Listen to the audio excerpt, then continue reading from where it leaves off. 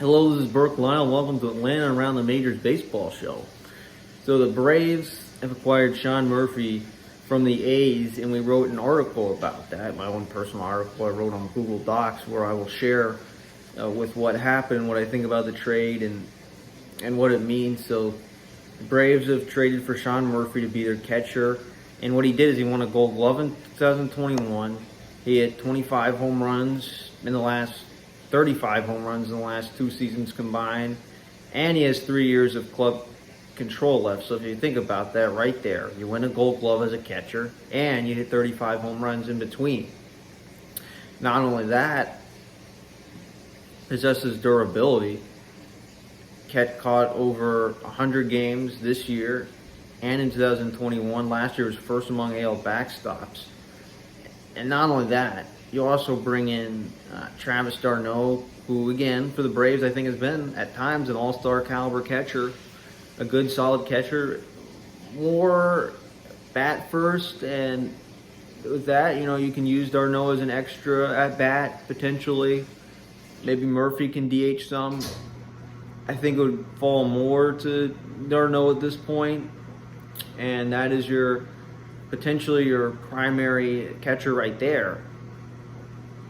Did this move surprise me? I heard rumors about it, potentially, and who you're trading, which the biggest piece you're trading is William Contreras, who last year played part-time and caught, and was a DH, played a little left field, and with Contreras, he has 5 years of control left. So, and again, through a trade, the A's, mostly minor leaguers, the Brewers got Contreras, that's who they got, and the Braves got Murphy. So once again, this is the A's, an example of selling off. But for Contreras, what he's going to bring to the Brewers is, again, the biggest strength in his game is hitting. Last year at over 20 home runs, all-star caliber player, 138 OPS plus. He is a catcher. He struggled defensively. I call him more of a DH, so let's take a look at the Brewers lineup and what they were like last year. So the Brewers last year, 86 and 76, just missed the playoffs by one game.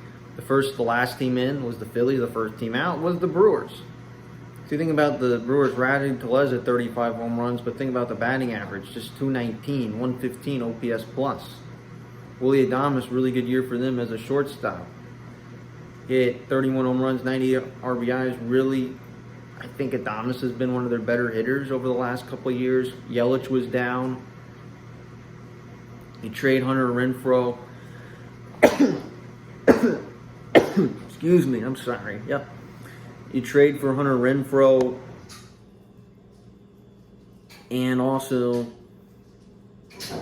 Andrew McCutchen potentially leaves, so that's their team that they had last year. And despite that, they were second in the NL in home runs, 219. But they struck out a lot, and they just took 35 as a team.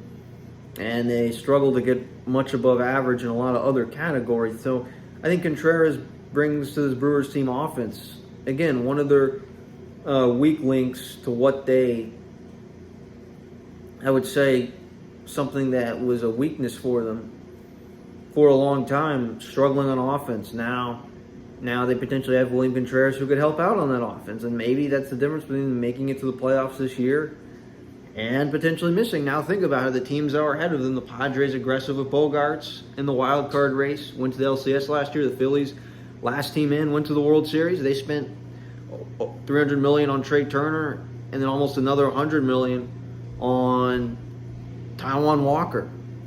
Phillies appear to be better. Oh yeah, the other wild card, the New York Mets, won 101 games. Spent a lot of money on Justin Verlander, and they've been very aggressive as well. Segunda as well, Japanese pitcher, and then also Brandon Nimmo gave him $160 million as well. Again, I think that's overpaying for Brandon Nimmo, but that's what the Mets were willing to pay to keep him. So those are your wild card teams.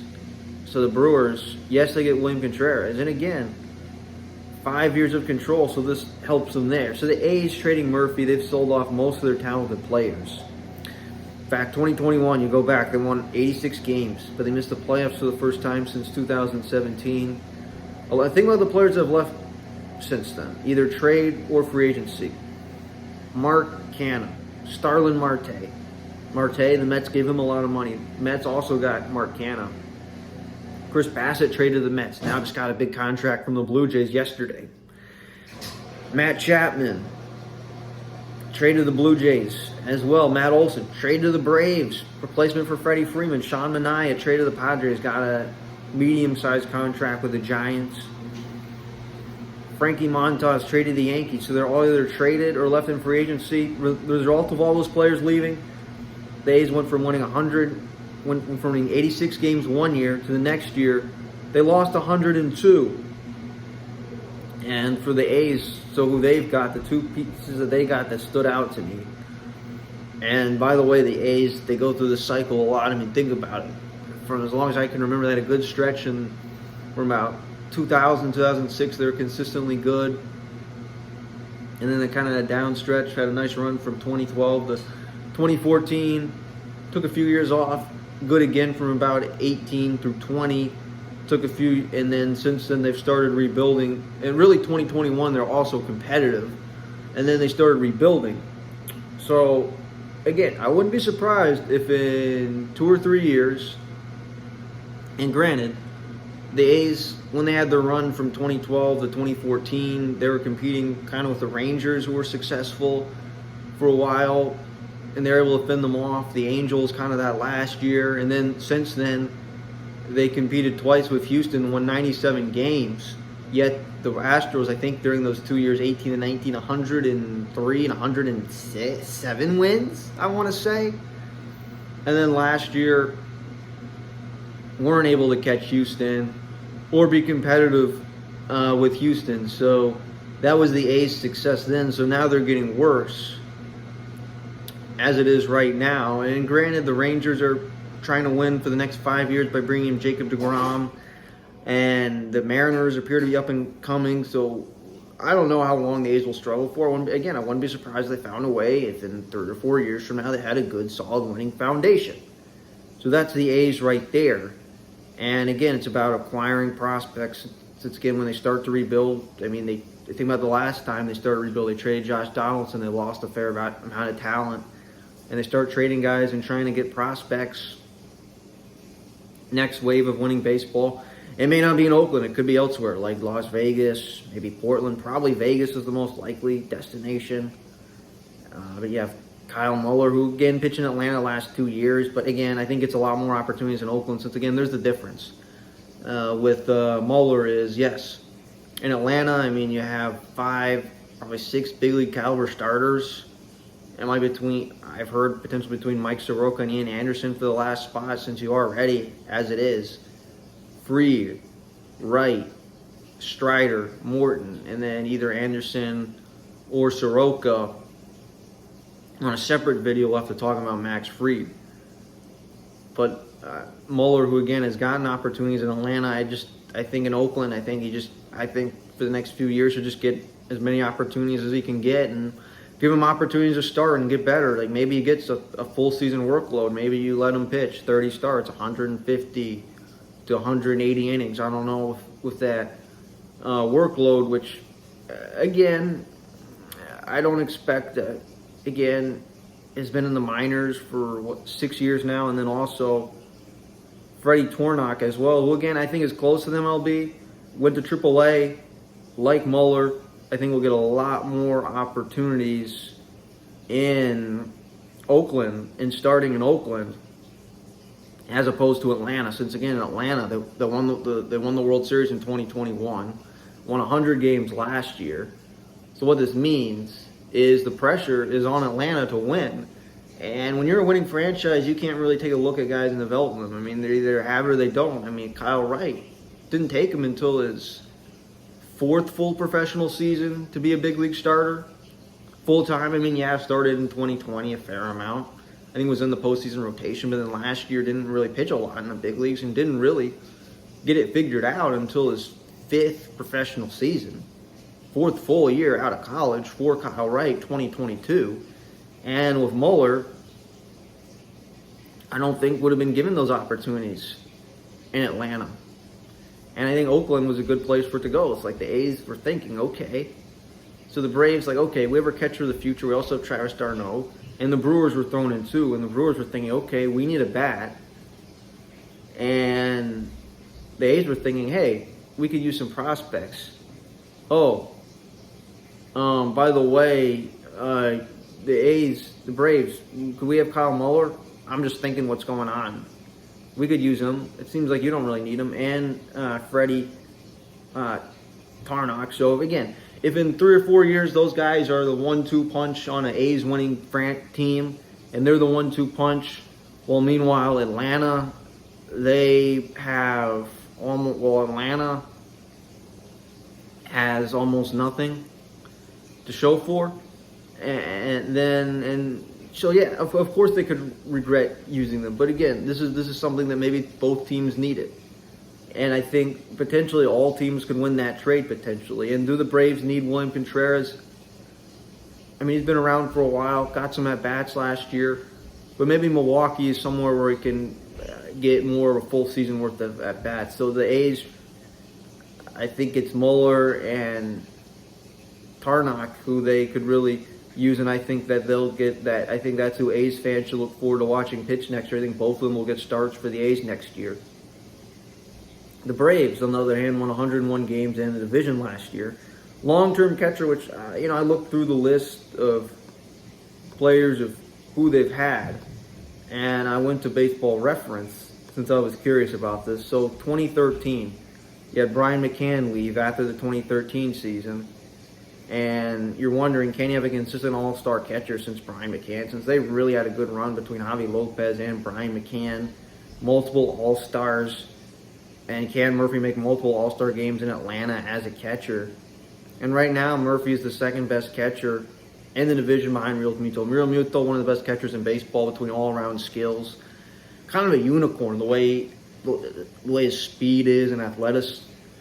Why? So you think about most plate appearances of a catcher since 2014. And number one on the list was Tyler Flowers, was there for 5 years, split catching duties with Kurt Suzuki and Brian McCann. Also, A.J. Przinsky had 2 years worth of catching in Atlanta. Did pretty well hitting, believe it or not, while he was there. And then for one season, you had Evan Gattis. They traded him to Houston. And you lost Evan Gattis. You had William Contreras. I mean, he was kind of a catcher, kind of not. A.J. Przinsky. Kurt Suzuki was solid for 2 years. Was good in 17 and 18 as a hitter. Low strikeout rate, OPS plus above average. Tyler Flowers right above an average hitter, I guess, in his time in Atlanta. d'Arnaud above average. And William Contreras above average as well. So he had multiple catchers. But Murphy... And d'Arnaud was kind of like that. I mean, really has been the consistent starting catcher the last 3 years. Now, granted, was hurt in 2021. But you have Murphy, who, again, will be there for another 3 years. And maybe you think about even extending him down the line. Like, maybe becomes their catcher of the future. And as their catcher is going to be 28 next year, could catch for them for, 5-10 years potentially. Maybe he becomes a free agent, gets like a 4-year contract, and is there a steady, solid catcher for a while? And is there long term? That could potentially be it. Could be their best catcher since Brian McCann. That's there full time for an extended period of time. And by the way, with Contreras, just to go back to him, the Brewers have 5 years of team control left with them. We'll be able to get a full season worth of at bats. And again, Is that what the Brewers need to get back in the playoffs? I mean, look, that could be it. Good pitching, I think. Look, Yelich can be better than he was last year. I think really the lineup in general can be better than it was last year. I think higher average. And maybe they can win the Central. It's possible they could win the Central. Since they were leading the Central basically through early August of last year. And then what happened is the Cardinals got hot and overtook them. So the Brewers, it's possible they could win the Central. It's possible they could get a wild card. Now, is Contreras a difference maker? I wouldn't say so yet. I'd say it can definitely help that offense and definitely brings them a quality bat. So really, all teams can win there. Here's how all teams can potentially win this trade. I think the Braves, by having a good solid catcher in Atlanta for a number of years for the future, that's what helps them. Since you knew Contreras, maybe not a catcher long term, maybe more of a DH or a left field type guy. And then you're thinking d'Arnaud, 1 year left on the contract, may not be here for the really long term. So you're trading them in the A's. It's about getting better now, and they got potentially quality starting pitching out of those deals. So who wins those trades the most? Look, what I think is going to happen, and you can say best case scenario. Murphy's a good solid catcher for the Braves for a while. Plays well for 3 years, gets a second contract. Then you could say the A's, let's just say Muller, and let me scroll up and see Muller and where's that name? Tarnock are good solid MLB pitchers for them. Both of them turn out to be successful, okay, as part of their rotation. And then William Contreras is a good solid hitter for the Brewers for the next 5 years, okay. And now whether he gets a second contract or not for Milwaukee, who knows? Who knows how this is going to play out? So we need to give this. I think we need to give this time, since prospects take longer to develop. So I'd want to give this deal, say, 3 years or so, and if in 3 to 5 years we can look back at this deal and see, hey, who won, who lost, did everybody win, how well did it work out? So it'll be interesting to see what happens right now. Best team out of the three. Well, the Braves, 100-win team. The A's, 100-loss team. Two extremes right there. The Brewers kind of in the middle. A playoff team, a competitive team, and they've had winning seasons each of the last 5 full MLB seasons. 2020 doesn't count. And they've made it to the playoffs in 4 out of the last 6 seasons. Missed in 17 and 22. So again, you have a World Series caliber team in the Braves. Then you have a kind of a rebuilding team in the A's and the Brewers. So that is it on the Sean Murphy topic. Just kind of want to talk about that. That is everything. This is Atlanta Around the Majors Baseball Show. We'll see you next time.